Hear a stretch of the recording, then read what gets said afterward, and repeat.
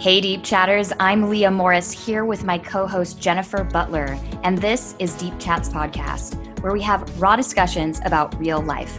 Each week you can expect unfiltered, no BS conversations from the heart about topics that actually might matter to you. We're just a couple of relationship coaches who want to cut through the small talk and dive deeper. So thanks for joining us on this journey, and be sure to subscribe to the show so you never miss an episode. Welcome back, Deep Chatters. We are recording part 2 of our Happy Divorce series today. Last week we talked to Nikki, and today we're talking to Ben. We're really excited to have Ben on today. Ben Heldfond, I think I said that correctly, understands the detriment divorce can cause in the lives of children, as his parents' divorce instilled a deep commitment to do better for his children one day. As co-founder of Our Happy Divorce, a service that offers guidance on creating a post-divorce happy modern family, and author of Our Happy Divorce, How Ending Our Marriage Brought Us Together, Ben has made it his mission to help families during the turmoil divorce can become. So Ben, super excited to have you on today. Really excited to see, and hear your part of the story. We got to have Nikki on, and I know you guys normally do these podcasts together. So we have you all to ourselves, and I just kind of wanted to give you the floor for a little bit to introduce yourself to our audience. Well, thank you for having us. And I think it's a great, we've done podcasts before on the book, and like you said, we do them together.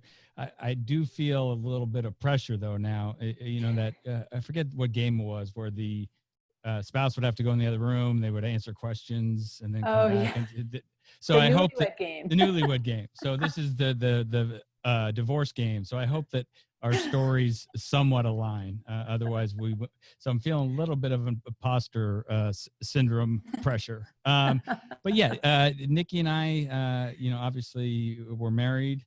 Then we weren't. And you mentioned in your opening that I did come from a situation where my parents were not happily divorced. I didn't immediately want that for Asher or Nikki. I left Nikki and our marriage in a very bad place, with full of anger, resentment. It was all Nikki's fault. I was unable to see my part in the ending, or in the marriage that led to the ending of the marriage. But through some certain things that happened, eventually I got to the point where, for the first time in a long time, I was honest with myself.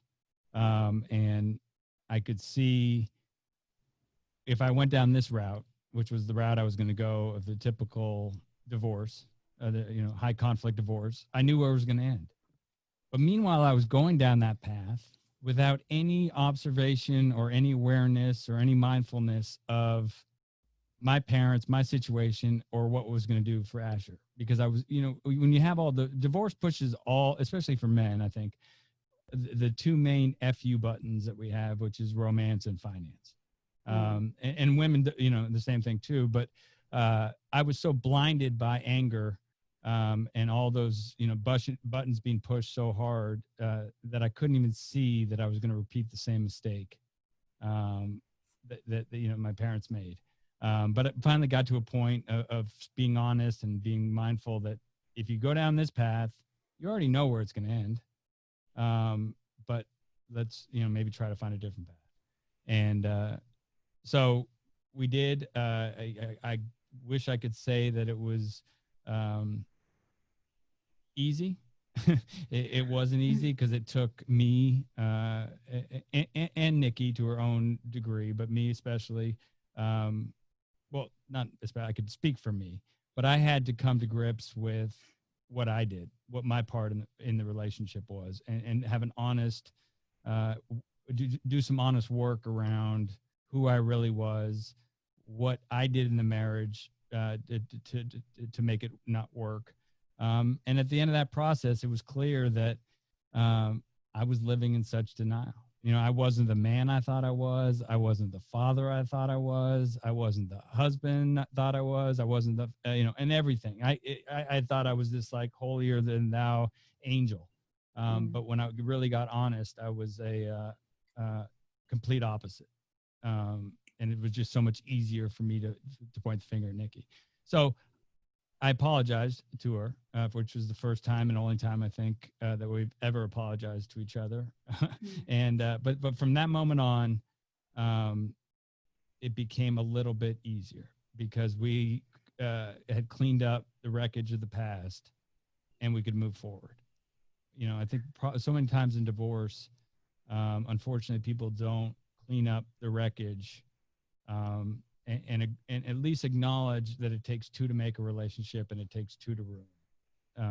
And that no matter what the other person did or didn't do, everybody has a part in it. And so Nikki and I were able to figure out our parts. Now, it didn't all of a sudden, after that moment of amends and accountability, did we have our happy divorce, but it was a foundation that it was built on.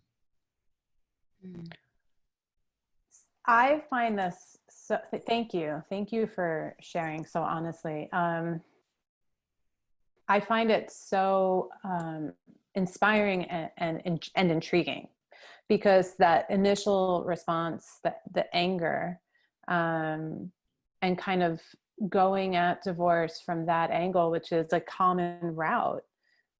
What do you attribute to your ability to pivot? I wish I could, you know, I think I can attribute it to, so I when I left the house, you know, I did it in it's embarrassing, right? Because it was so dramatic. I took a picture of Nikki and I ripped it in half, and I took off my wedding ring and I put it on the counter and I left. Very dramatic. But I was just out for blood. You know, I was because of all those emotions. So I went and I did my research, and I hired a pit bull lawyer who, you know, I had talked to a couple before, but this guy knew it. He understood what I wanted to do, and he was willing to do it. And he, you know, it became my best friend, my therapist, my confidant, you know, consigliere, whatever you want to say. And I had explained what I wanted to do. And he, 5 days later, wrote up like a 25 page plan on how we were going to accomplish it. You know, so I had this, the War and Peace, I call it, just War and Peace, Destruction of Nikki manual. And I didn't read it for a while, and I was on a plane back from LA back to Tampa, and I picked it up and I started reading it, and I don't know what happened. I really don't have an explanation, but I got 2 pages into it, and I got that feeling, and I had that, you know, I don't want to say aha moment or burning bush. Again, I don't want to be too dramatic like I was with the ring, but it was just for the first time in so many years, I got honest with myself. And I could see the actions of what this was going to, like I said, what this was going to lead to. And so I got 2 pages into it. I was done. At that point, I was like, I know where this leads. I know where this goes. We need to find a different path. And so that's where the pivot came. I then called the lawyer and told him that I was going to go, you know, try to find something else, and I wasn't going to need a service. And if he could send me the remainder of my retainer, I got a check back a couple weeks later for $200, and I'd written a pretty hefty retainer, conveniently $200. But, and then, you know, we started, I called Nikki and I said, I need some time. I need some time to work on myself. I need some time to figure this out, because I am in no frame of mind to make decisions that's going to have a good outcome. So I was aware enough of that, right? I was aware enough that these decisions I was making, going to the lawyer, you know, talking to my friends, finding people that were going to back up my theory of, you know, that Nikki was a fraud and it was all her fault and all this stuff. So I was surrounding myself with people that were going to, you know, back up those theories. So I did that, but I also looked at other methods of divorce, and it was new at the time. I mean, there are so many resources now, through social media or through coaches or collaborative. Now we went to collaborative, but there was only like 4 lawyers in Tampa at the time that were doing it. It wasn't part of the statute. It was sort of this new thing. But we didn't have, so as crazy as it sounds, we didn't have social media.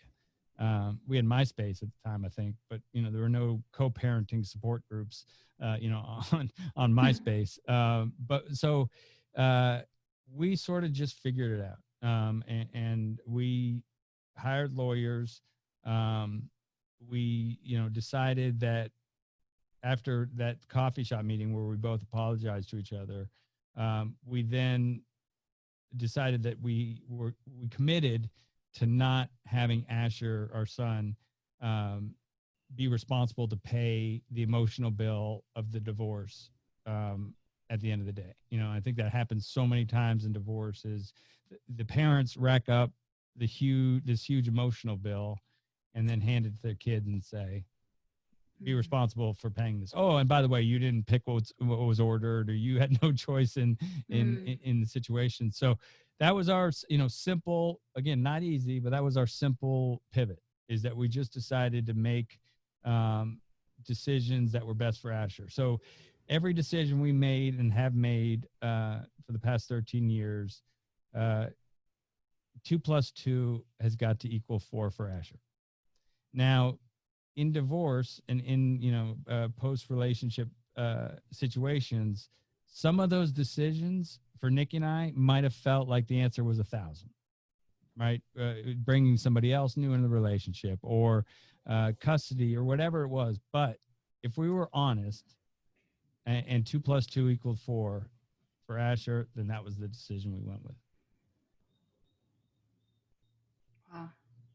I feel like, it's almost like once you were able to actually see where the ship was going, you are much more, I guess, removed from just like the minuscule, like, these are the actions I'm taking because I'm mad, and this is what I'm doing in this moment because this is how I feel just right now. Right. It was like, fast forward, if I continue on this path, that's where it gets us. And I think as a child of divorce, maybe that was, a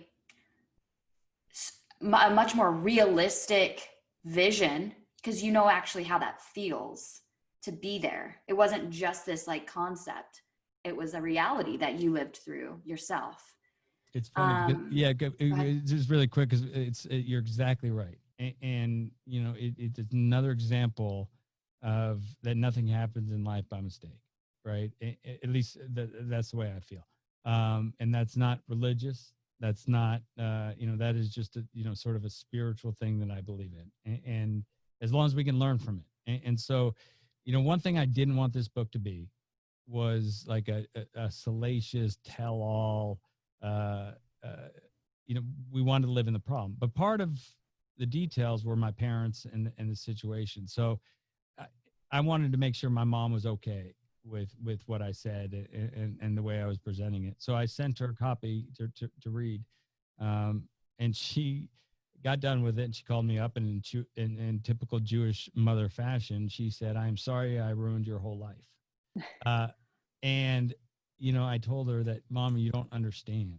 Like, I if you could give me a crystal ball right now and go back and change what you and Dad, or how you handled it, or the outcome, I wouldn't do it, because I'm not sure that I would have or had that moment on that plane if it weren't for what happened with my parents."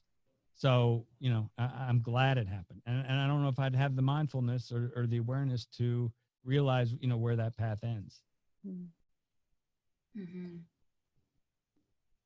Yeah. And just, we see it over and over again, the repeating of the patterns, and just kind of being in, maybe it's a trance of just, like Leah was saying, it's even though it might not feel good, it's what it's what you're used to. It becomes your vision of, and almost limits what's possible because it's all you know. Yep. And that's the thing also is, and this is how powerful divorce is, right? But it also, there was two things. One is, even though I knew how hard the divorce was on me, my brothers, and everybody, um, I was still willing. I don't know if willing. I was still blinded and still going to go down that same path because of the romance and finance buttons. But what it also made me do is realize that my parents, when they got divorced, didn't sit around the kitchen table and said, okay, how are we going to make this really hard on our kids?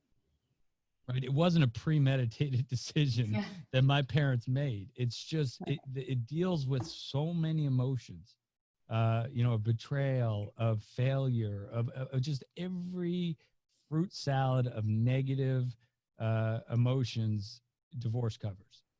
Ending a relationship, same thing. But divorce with a kid is, a child or kids is a whole nother level. But it for us, and I think for everybody, in order to get, I think as human beings, we all have the right capacity and capability of being happy. But I don't know if that can happen living in the past or living in the future. Like, it has to be in the present. And so, the one thing that the secret sauce to our happy divorce for Nikki and I believe this might work for most couples. And again, our happy divorce could be that you just could be in the same room together, right? Or there's different levels. It's not have to be the extreme of Nikki and I. But I don't think anything can be moved forward unless people clean up the past and understand, and at least be able to accept that it took two people to ruin the marriage. But it's also going to take two people to make the co-parenting and the divorce.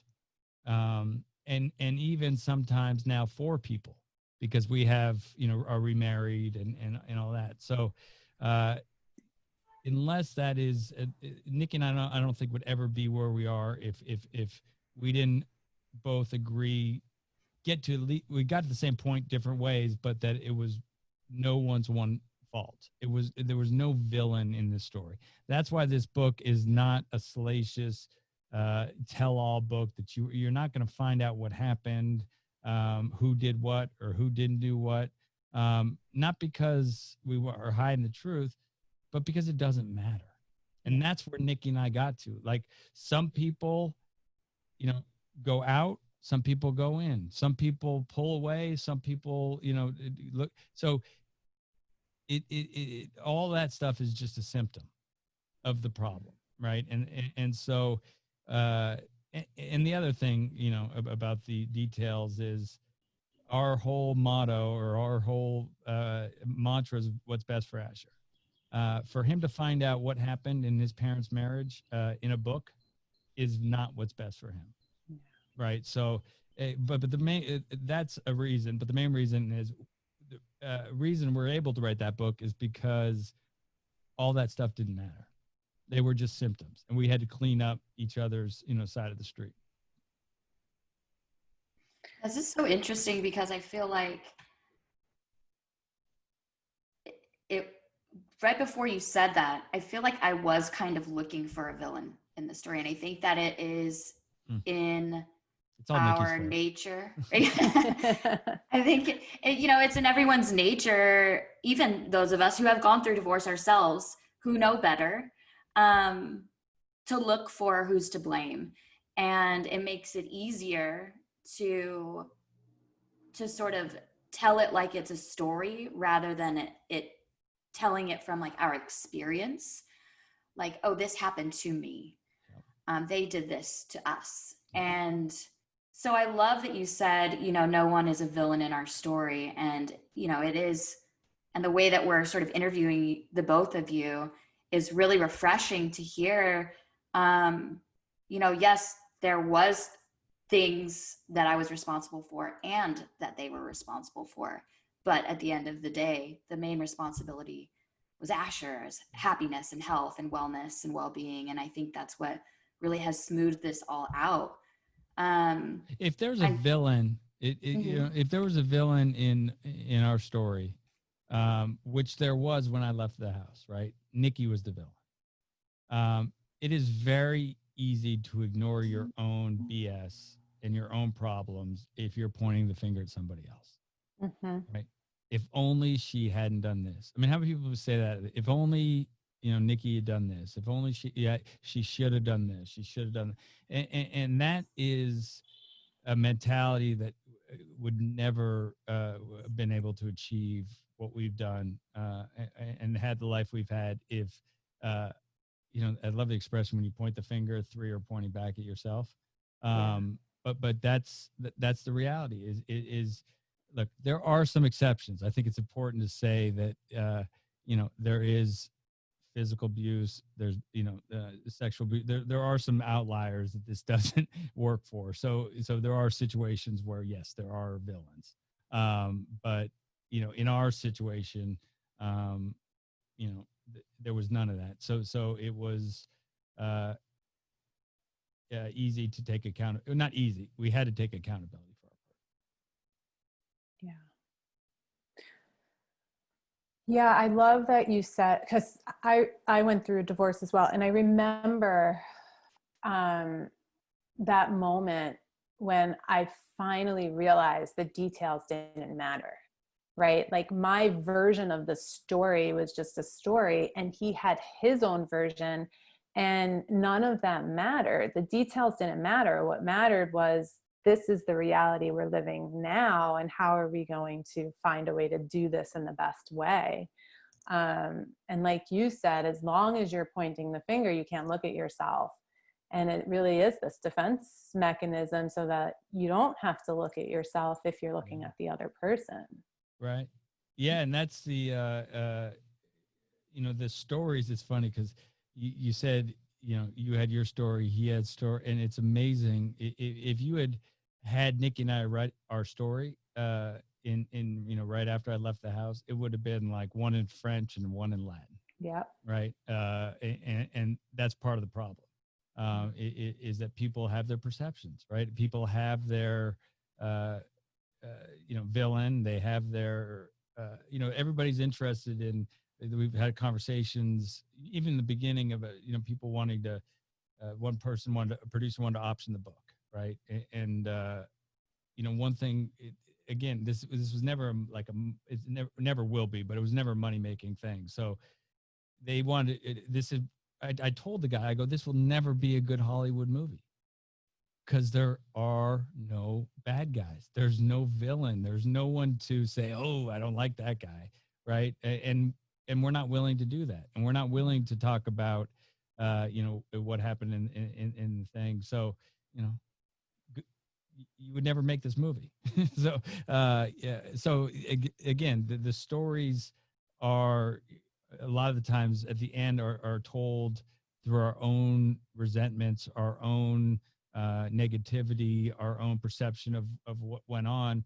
And I could tell you for myself that I was in such denial about who I was as a person, as a man, as a father, as a husband, that was so far from the reality of who I really was. It's amazing how I am able to convince myself that I am something that I am completely not. Right. And it, you know, it took it usually takes desperation and pain for me to, you know, at least take a step back and look at the reality of the situation.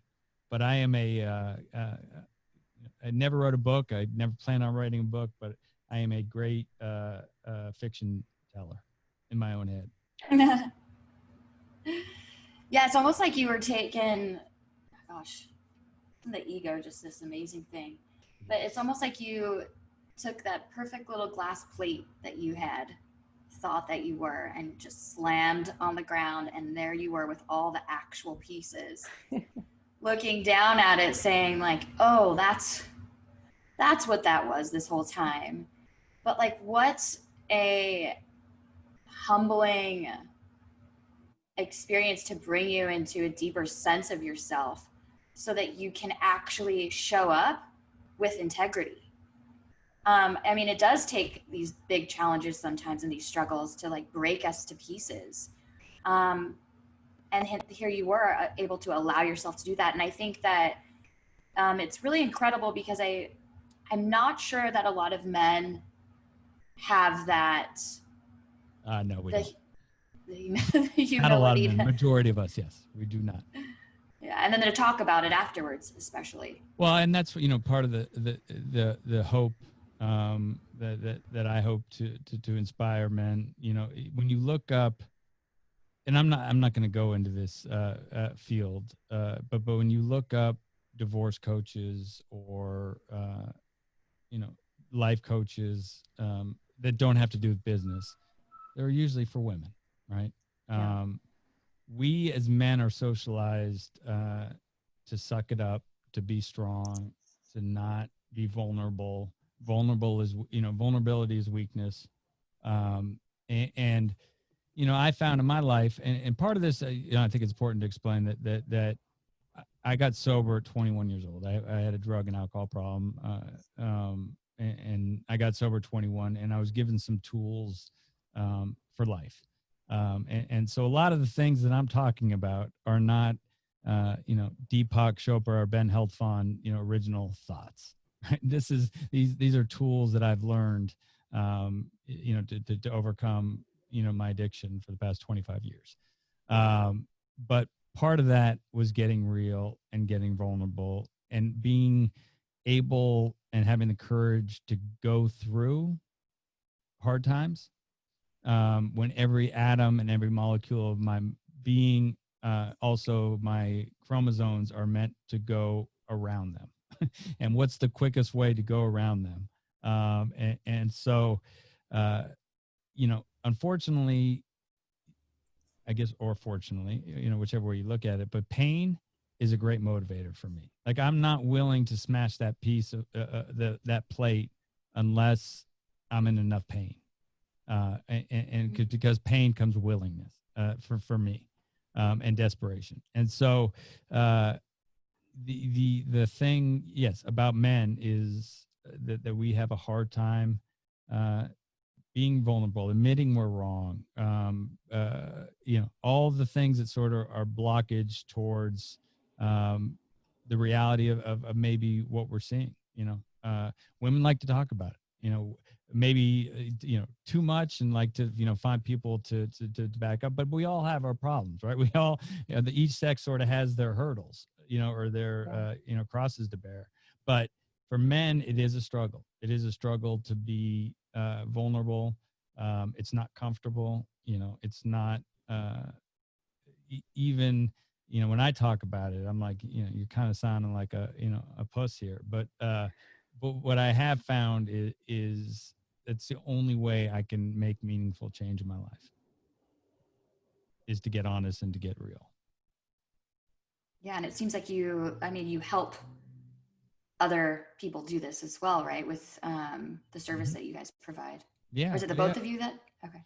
Yeah, I mean, look, it's not an official business, right? It's not. We're not but yes, if people, I just had a call with a guy. I don't even know how he got my number, and he's going through a divorce, and he goes, how much, what's the fee? He goes, no fee. Let's just talk. And so the thing about that is because it's relatedness, and I think once you hear somebody, especially a man to man, talking about being vulnerable, you feel that way, but you're not able to, express it, or haven't been able to express it out of fear of not being manly or whatever. But for me, like, relatedness, it has been relatedness and pain is the place where I've gotten the most change or motivation to change. So yes, hearing somebody else, first talk about being vulnerable or being honest with the feelings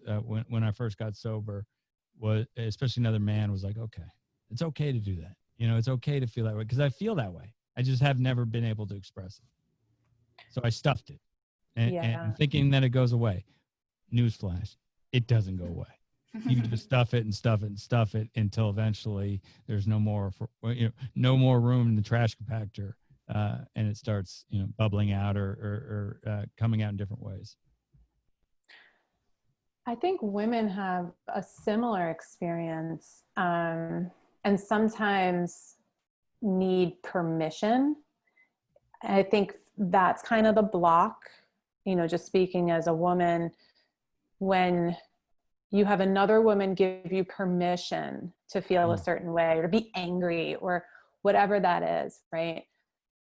What is it for men? Because I imagine it's not a question of permission. It's interesting. It is a safe, they say every safe can be cracked. But this one is a tough one, right? I think that the idea that the code, or not the code, but the ability to crack the safe of what it is about men and why some of us. This is actually before. No, it was after Nikki and I got divorced, but it really sort of showed me the power of men's inability to be vulnerable, right? Or not inability, but how hard it is for us to be vulnerable. I was working with a group here in Tampa that deals with one of the worst horrors that a parent can go through, the death of a child, but the death of a child through an overdose. And they, we're talking 13 to 18, years old. And they have support groups. And I went to a couple support groups and I was observing and I finally looked at the director and I said, what time are the, when do the men come in, the husbands? And they go, we don't have different, sex support groups. I go, the men just don't show up. And it was at that moment that I realized, look, obviously the death of a child is going to affect, anybody, right? It gives me anxiety just thinking about it and sadness just thinking about it. But men are doers, so a lot of the greatest nonprofits around alcohol and drug addiction are started by men because that's their way of dealing with it, right? It start an organization or start a memorial fund or start something instead of getting vulnerable and getting real and getting out, and getting that place of uncomfortableness of talking about how you're feeling. So it was that moment that I was like, that I always knew it was a problem because hey, newsflash, I am a man. But it was that moment I realized that this is a big hurdle to a lot of things, especially in relationships.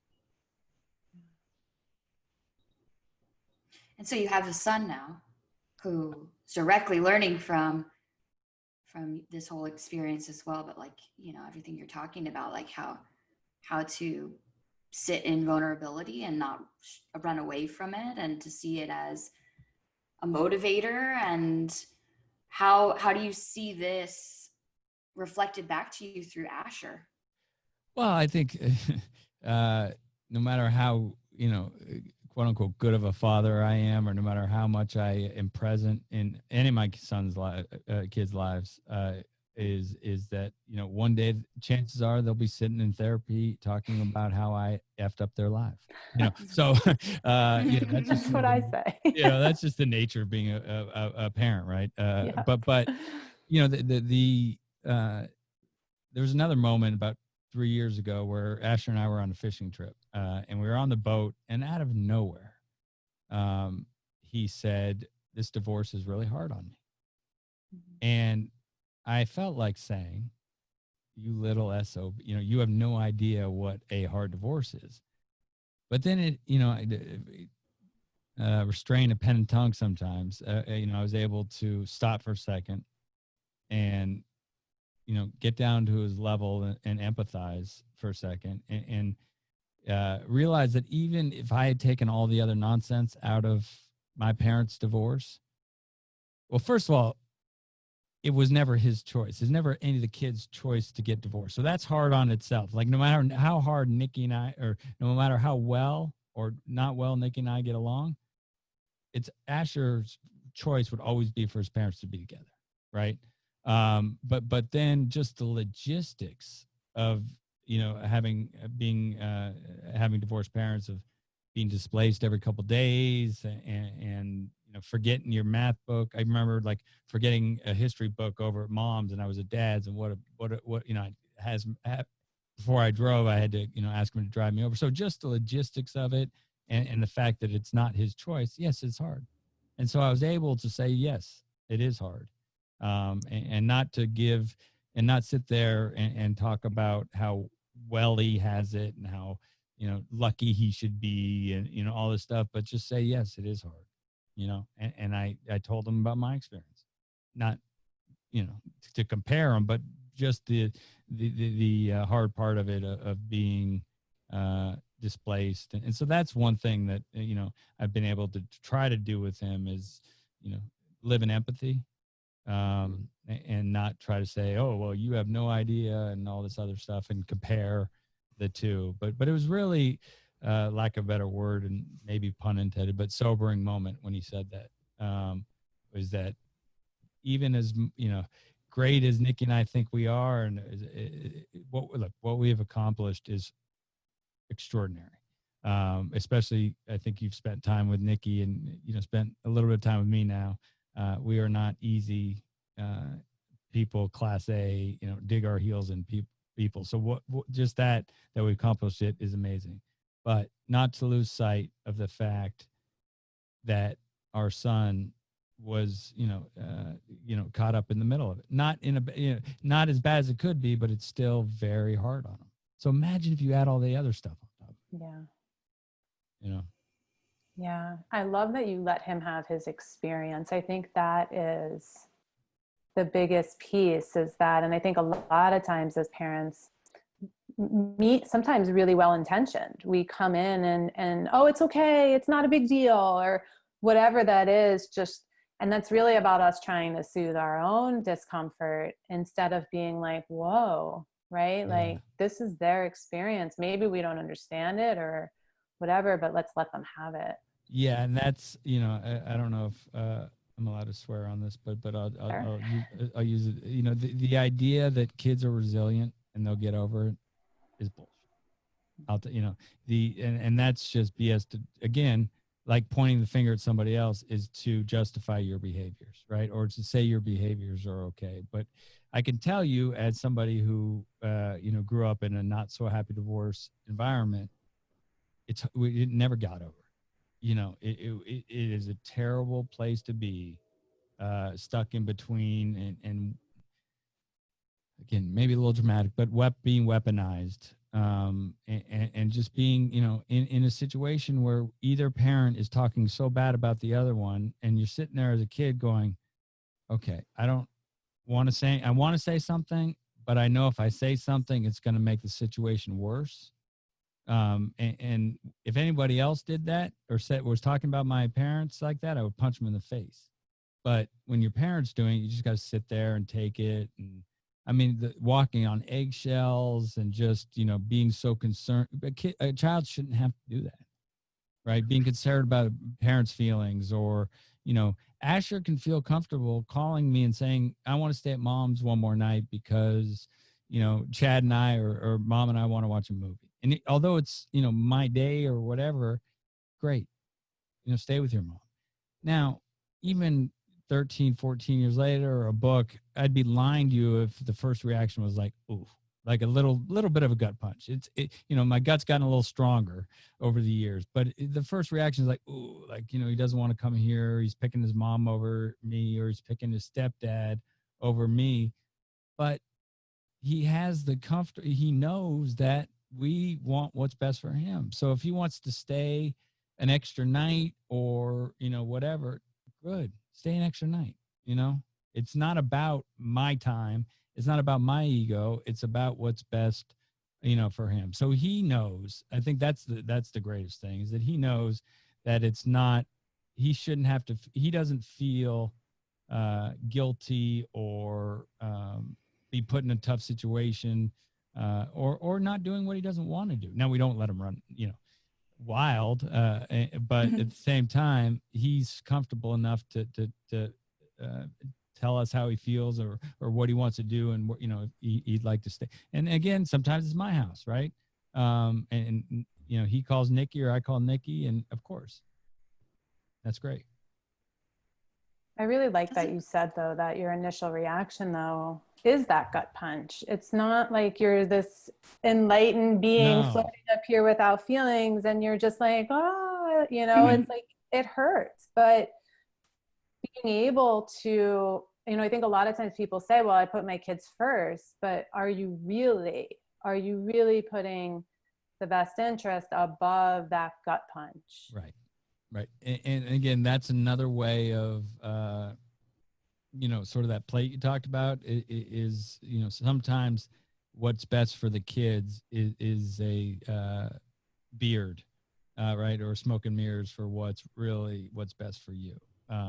Especially when it comes to having somebody else and bringing somebody else in the relationship and, that whatever it is that you can convince yourself that this person isn't best for your kids when really it's about your ego and having another man around your. Look, wasn't easy from day one, and it's not easy from day 14 times 3, 6, whatever it is to have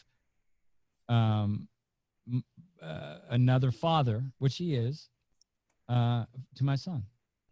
But part of the consequences of our decisions, right? At the end of the day, it came to that Nikki and I got married. We decided to have a kid. We decided to get divorced. And so with that comes certain consequences that I am going to, I knew it at some point, have to deal with Nikki being with somebody else. She was going to be with somebody else, and I was too. And the only thing that I wanted was that he loved my son like I did. Asher loved him, like a father. He treated him well, all the boxes, right? And made Nikki happy and it wasn't abusive and all. And other than that, that's all that I was, could stand on as far as why he wouldn't be a good fit. But he checked, Chad checked all those boxes and more. So I couldn't even try to buy my own BS if I was going to say he wasn't. But again, it's still hard to this day. Like, Chad and Asher, fishing was sort of Asher, we did it a lot. And Chad, I hated fishing, but started to like it because Asher just wanted to do so much, right? Patience and fishing go hand in hand. Patience and Ben do not go hand in hand. But then Chad at the same time didn't like to fish, but because he started doing with Asher, he liked to fish. So, there's spending some time in the Keys this summer, and Chad rented a house and Nikki rented a house the whole summer. I don't know what's going to happen now, but they've done it the past couple summers. And on the weekends, Chad will take Asher fishing. And it's still like one of those things like, ooh, I could find myself going down the path of, well, that was our thing. That was, Asher, my thing. But here's the thing. Pretty much every weekend, they've invited me to come. They've been, so it's like the initial gut punch, again, is just the ego, but it does happen. And I think it's important to realize that I am not some spiritual giant that's levitating right now because of, how great of enlightenment, how enlightened I am. It is still a struggle. I still have to have these conversations with myself. They've gotten simpler or easier, but it's still, the ego still gets in the way sometimes. And some of Nikki and our fight, we still fight, but most of it, when I do a postmortem on it, is because one of us got the ego involved. One of us made a decision or wanted to make a decision where 2 + 2 = 4 for them and not Asher. And that's human. That's your humanness showing. Right. And I think, that's like the best we can ask for is not for the pendulum to stop swinging altogether, but just for us to have a shorter swing. Right. And how often we see that, in society or whatever, it has a tendency to swing and swing way out of control, and then eventually it comes back to a normal pendulum. But the beautiful thing about what Nikki and I have is it's, like I said, it's simple, and it's a singleness of purpose, right? It's what is best for our son. And I think a lot like sobriety, I have a primary purpose. It's singleness of purpose, and that's not to drink or use drugs. And once that singleness of purpose or that primary purpose is established, things become a little easier and less stressful in life. And not to make a whole societal point, but most of the problems in society we see is because there's no singleness of purpose.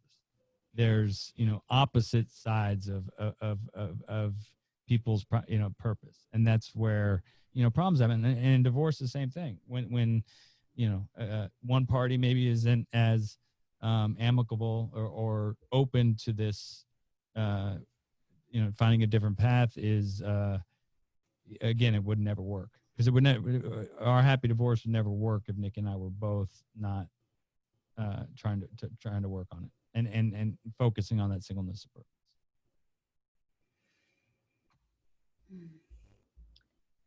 I love that singleness of purpose. It makes it a lot easier. I mean, it keeps simpler, I should say. And not always easier, but because I get the two confused. Like, that is a simple thing. 2 + 2 = 4. I'll tell you, I felt like I was doing advanced algebra at some of those decisions, right? I mean, some of those choices, especially in the beginning with the awkward financial agreements and all the stuff you have to go through, like, it was hard. It was hard to, Nikki, perfect example. Nikki had asked me, so we got divorced, or no, after we found collaborative, we made amends to each other. We tried to see, I said, Nikki, would you be willing to see where we agree with this new sort of mantra, or this new, as far as the custody and the settlement, and just sit down and talk without any lawyers, without any other things? And she said, yeah. So we actually ended up doing our whole agreement at the same coffee shop, ironically, same table, over 5 or 6 meetings. And it wasn't like, anybody was trying to hold it over. I was trying to get over on her. She would obviously go back to her counsel or legal team and family advisors and talk about what happened. But it was amazing what happened at that moment with that singleness purpose is that we were able to get through our whole settlement and then hand it to the lawyers and say, okay, now you can add your run on and your whereas and wherein. But Nikki had asked me at that time about what was coming and what was going to come up. And she said to me, I would appreciate it if you didn't, she didn't say appreciate, whatever she said. But the bottom line is, she didn't want me to have a revolving door of women in Asher's life, and not to introduce anybody into his life until I was sure, or there was something, it was serious, because she knew that I was going to be that, stereotypical douchebag, and she didn't want, Mercedes and Diamond and Princess and, all these, women around Asher. And look, I was that guy, so in my wild oats, if you were. And so a response like that from your ex-wife could have been, who the hell are you to tell me who I can and can't bring around my son? He's my son. You're my ex-wife. But from a, 2 + 2 = 4, what's best for Asher? It is best for him to not having, because he's already had this mark, or could tell a story that marriages don't work, or, what lesson we've taught him by divorcing right now, but much less to have this revolving door, women that I'm going out with. And after a couple of weeks, I introduce them to Asher, and then they're gone, 2 months later. And it's just, so yeah, it made sense. So I was able to be, at least, if you ever say I said this, I'll deny it, but humble enough to say that you're right. You know, I can agree with that. So, you know, it was a year before Nadia met Nikki, and it was actually Asher. I don't know if Nikki told you the story, but it was actually so one night Nadia was, they had been introduced. Nikki had known they had been spending time together. We took it really slow. Nadia would, you know, put Asher to bed. We would hang out. She would spend the night, but she would leave early in the morning. So Asher didn't, you know, we weren't ready to, you know, explain the sleepovers. But we would put her to bed, and I would always call Nikki. She would always call me to say goodnight to Asher. And so Asher was saying, talking to his mom, and he said, "Mom, have you met Nadia?" And Nikki said, "No, but I know of her, and I look forward to meeting her." And he said, "Here," and he handed the phone to Nadia. And I wish I could take a picture because Nadia's darkish in complexion, and she was white as a ghost. But it was Asher's way of saying, "It's time."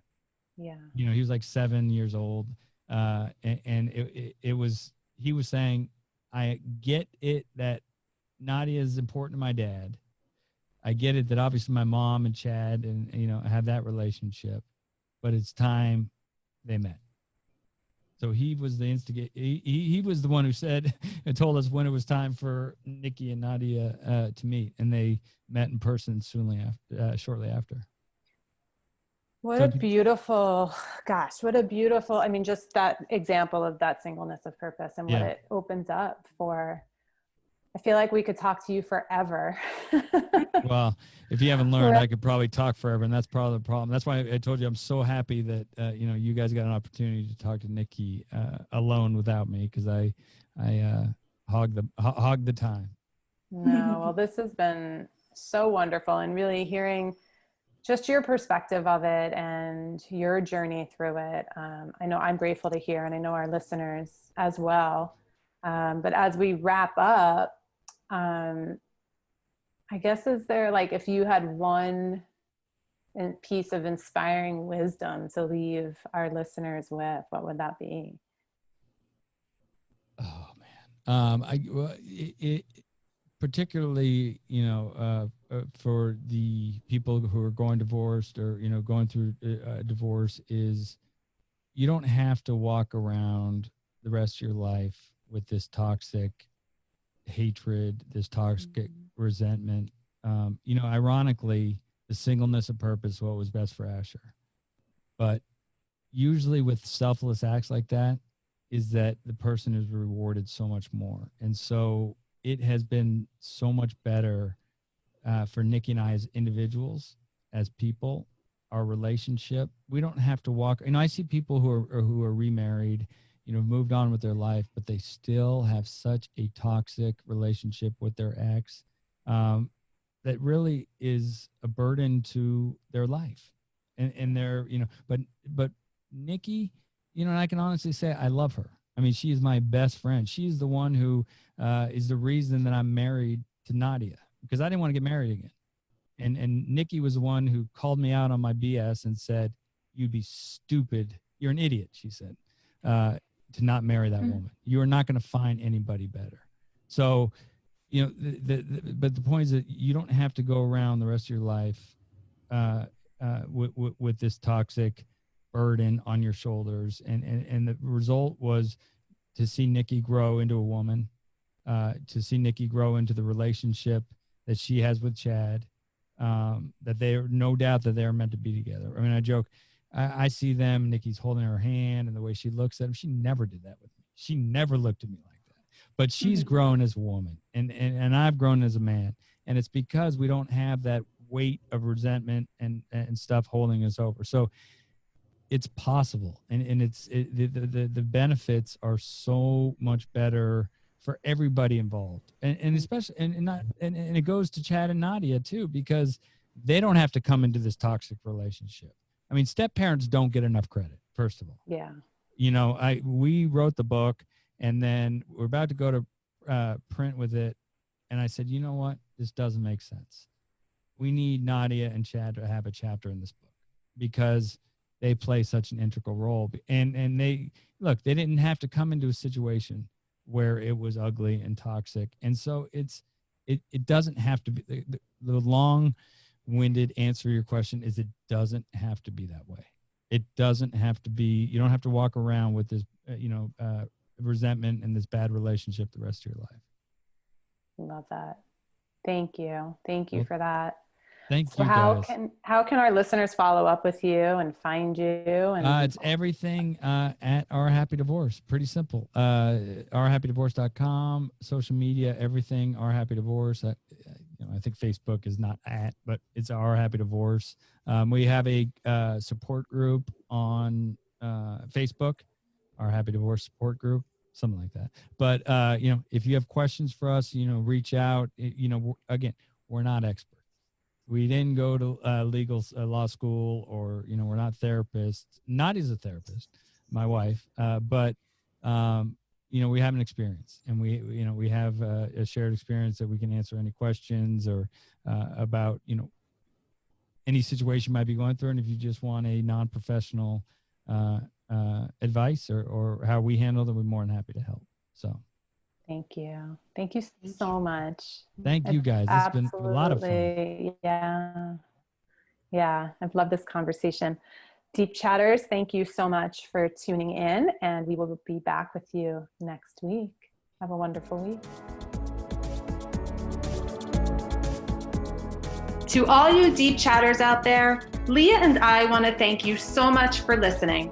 This is a podcast that's all about connection, so we'd love to hear from you. Connect with us on Instagram at Deep Chats Podcast. And if you haven't already, please go to iTunes to rate and review us. Every review helps other Deep Chatters just like you be able to find this podcast.